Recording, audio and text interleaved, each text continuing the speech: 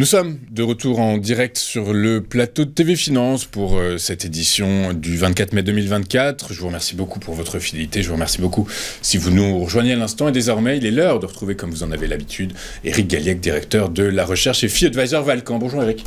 Bonjour Louis-Antoine. Merci d'être avec nous ce matin, Éric, comme tous les vendredis matins. Vous êtes donc, comme je l'ai dit, directeur de la recherche chez FI Advisor Valcamp, avec nous pour décortiquer les évolutions de marché à travers le prisme de l'actualité macro, micro, géopolitique, monétaire.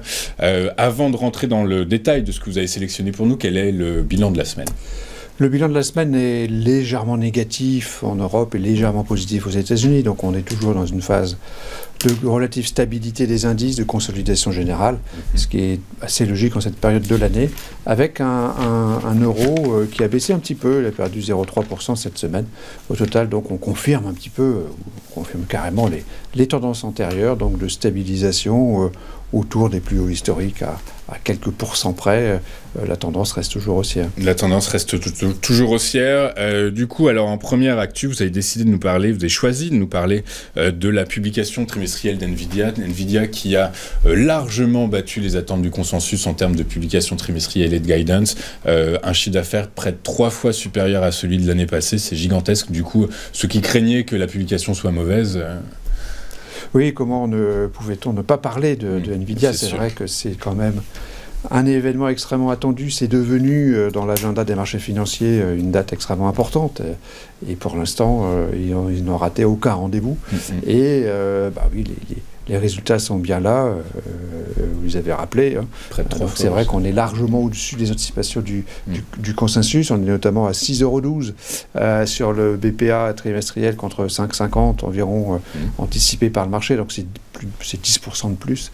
Et donc, effectivement, il y a à la fois des performances absolues qui sont considérables, qui sont liées à la position dominante sur un secteur en très forte croissance. Donc évidemment, quand on a 80% d'un marché qui explose, on arrive à faire des marges nettes de 57%, ce qui était gigantesque aussi, et donc constitue une sorte de miracle ou de rêve éveillé pour les investisseurs. Donc NVIDIA qui a donné cette tendance favorable, bien sûr, sur le Nasdaq pour hier, en tout cas une partie de la journée d'hier. Une partie de la journée d'hier, hein, puisque quand même, malgré tout, le Nasdaq a terminé en repli sur fond de crainte et de crainte à l'endroit du timing de la baisse des taux directeurs de la Réserve fédérale américaine. On va poursuivre votre revue de l'actualité par cette actualité microfinancière, si je puis dire, hein, puisque les entreprises émettent toujours autant d'obligations.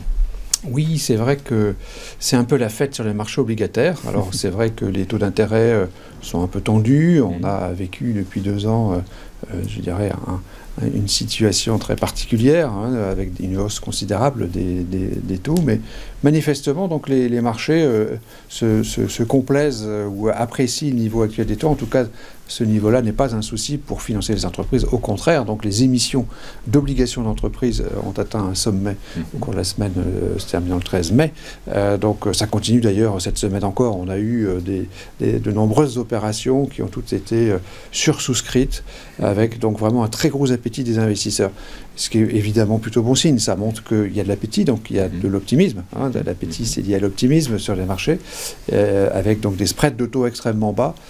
Et puis, ça signifie aussi que finalement, il y a de la liquidité, et même au terme d'une période de restriction monétaire des banques centrales, pour revenir à la dimension monétaire de la chose, c'est-à-dire que malgré cette situation-là, eh bien, il y a toujours une liquidité très importante sur les marchés, ce qui explique leur tendance toujours favorable, notamment sur les actions. Malgré la politique monétaire, vous dites, la politique monétaire, c'est votre troisième actu, les publications en milieu de semaine de la dernière réunion du FOMC, minutes, qui ont mis en avant la data dépendance toujours évidente de la Réserve fédérale américaine, et qui ne communique toujours pas sur une première baisse de taux, directeur. Oui, les minutes de chaque FOMC sont des sujets toujours intéressants à consulter. Ici, on a une confirmation que les gouverneurs, les membres du comité politique monétaire restent toujours très très attentifs et sensibles et inquiétés s'inquiètent toujours de l'inflation qui reste, on le sait, même à 3,4%, comme publié la semaine dernière, largement au-delà des 2%.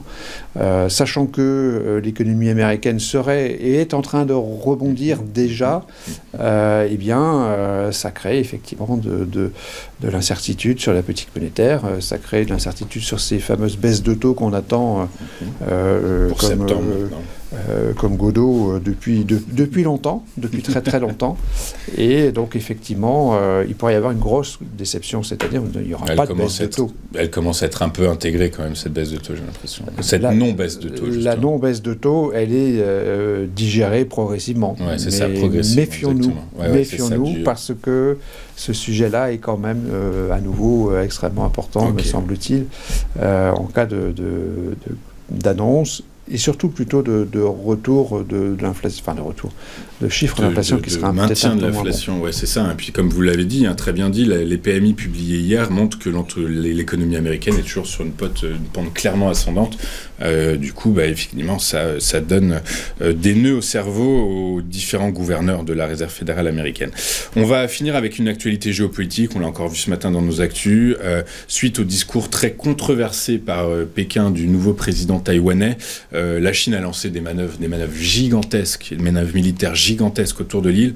Vous pouvez nous rappeler ce qu'il a dit globalement, le nouveau président taïwanais le nouveau président qui a été élu donc, au mois de janvier a prononcé son discours d'investiture. Il a rappelé simplement que Taïwan resterait évidemment, il n'a pas fait de déclaration agressive, il a simplement dit on est chez nous, vous êtes chez vous, tout va bien, et ça va continuer.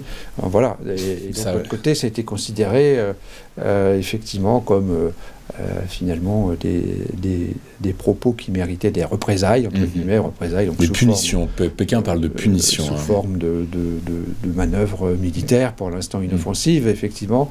Mais ça nous rappelle combien, je dirais, la carte géopolitique est particulièrement dangereuse et combien on est habitué à ces propos extrêmement durs de la Chine pop par rapport à Taïwan, qui considère que de toute façon, c'est la même nation, c'est le même pays, que forcément le pays reviendra dans le giron de l'Empire du Milieu, ce qui est quand même extrêmement gênant. Alors on est un peu habitué maintenant à ces discours guerriers, à la guerre tout court, mais quand même, on sait très bien qu'en l'occurrence, ça signifierait une déflagration quand même au niveau mondial. Donc c'est un élément négatif au titre de la politique et de la géopolitique mondiale, bien sûr. Ok, très clair. Du coup, par la force des choses, la synthèse... La synthèse est neutre. À nouveau, on a un bel équilibre entre, je dirais, les éléments favorables du côté des entreprises, du côté du marché lui-même, qui absorbe toutes les émissions obligataires sans aucun problème. C'est probablement la meilleure nouvelle que vous mettez en avant cette semaine, ça. Oui, c'est comment dire, le constat que les investisseurs sont quasiment euphoriques, il faut le dire, sont plutôt euphoriques, en tout cas que la psychologie est bonne, positive, et c'est quand même la clé des marchés obligataires comme des marchés d'actions d'ailleurs. Et donc ceci est compensé par les minutes de la Fed, et donc le fait que les membres du comité politique monétaire restent sensibles et ont bien compris que l'inflation était toujours un sujet, et que donc on est peut-être loin de baisser les taux. Et puis ensuite, ce fameux discours donc, de William Lai qui nous a simplement rappelé cette réalité chinoise, d'un pays de 24 millions d'habitants qui sera un jour ravalé par la mère patrie. En tout cas, il y a un autre pays qui va s'y opposer. Ouais. Écoutez, on va suivre effectivement ces évolutions géopolitiques avec extrêmement d'attention, d'autant plus que Taïwan est un géant des puces, des microprocesseurs. C'est le lien avec Nvidia, puisque Nvidia ne produit pas ses puces. Nvidia assemble des puces qui sont produites par TSMC à Taïwan. C'est une façon de faire la synthèse aussi. Parfait, merci Eric pour votre professionnalisme. Juste avant de vous souhaiter une excellente journée, un très bon week-end, vous pouvez nous rappeler si ce choix d'actualité, ces évolutions indicielles ont eu une conséquence sur votre mesure du risque et mesure des prix. Mesure du risque, non, il n'y a pas eu de changement, puisque l'actualité est neutre. Simplement, ce risque est toujours considéré comme bas. Le niveau de risque est bas actuellement, d'après toutes nos métriques, tous nos travaux, tous nos suivis de l'actualité. Donc niveau de risque bas, dynamique des prix toujours positive, malgré petite baisse, on reste acheteur sur les actions. Ok, très clair. Écoutez, merci Eric pour votre temps, vos analyses. Vous êtes directeur de la recherche chez FI Advisor Valcan, avec nous tous les vendredis matins. Et je vous en remercie. Très bon week-end Eric. Merci, à la semaine prochaine. On marque une rapide courte page de publicité dans cette édition du 24 mai. Et juste après, ce sera notre traditionnel point bourse. À tout de suite sur TFI.